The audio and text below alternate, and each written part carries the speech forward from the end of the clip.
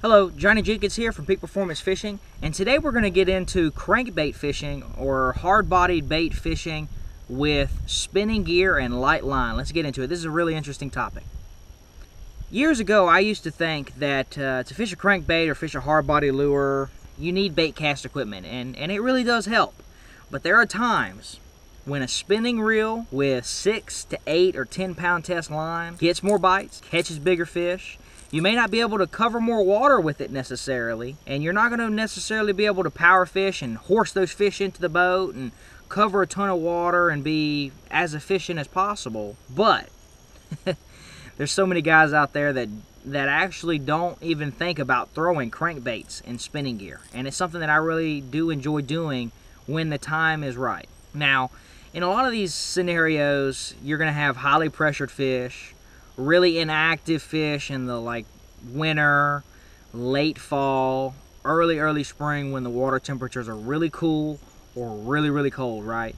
And you're going to have these situations where the fish are just really inactive, and you know, a crankbait can help them react, but you got to get a bait really slow to them. You gotta have light line. It's got to be little fairy wand whipping it around, okay? And you got to have these little bitty small crankbaits. Where's the little dude at? You gotta have, this is actually a pretty big crankbait for what I'm talking about, but you have little bitty Rapala crankbaits, and they're hard to cast with bait cast equipment, right? So get the spinning reel out, cast it around with like 6 to 8 pound test line is like really good.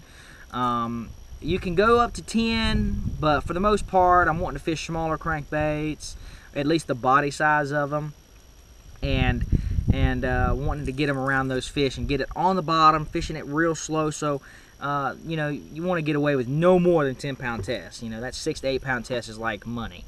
And you cast these things around, it casts those small baits really well, much better than bait casting equipment. You don't have to worry about the backlashing with the bait cast equipment, so it really works out pretty nice. And you have the slow gear ratio, like those 5 and 6 3-to-1s with the spinning reels.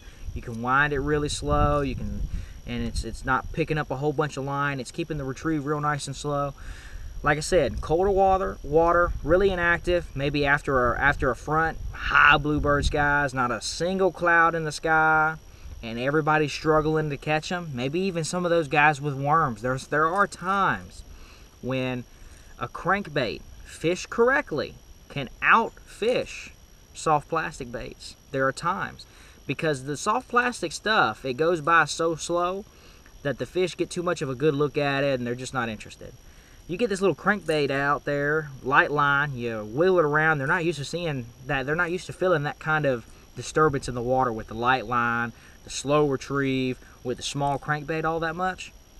And you get it around there, and it's just fast enough to where it makes them like, whoa, react, and they just go over and they lunch it, right? Instead of that worm where it's just falling next to them, and they get a time, they're like, I don't really know, it's just, it's not really for me, I kind of want it, you know what, no, I don't really want it, and then it just goes by, right? So, I wonder how many times that really happens in bass fishing, how many times I've had like 8 and 10 and 12 pounders right next to my lure looking at it. It might make me sick, but that's a really good tip.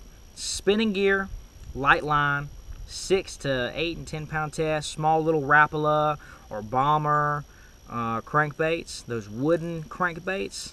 It's absolutely money when the water's cold and the fishing is tough. This has been Johnny Jenkins from Peak Performance Fishing.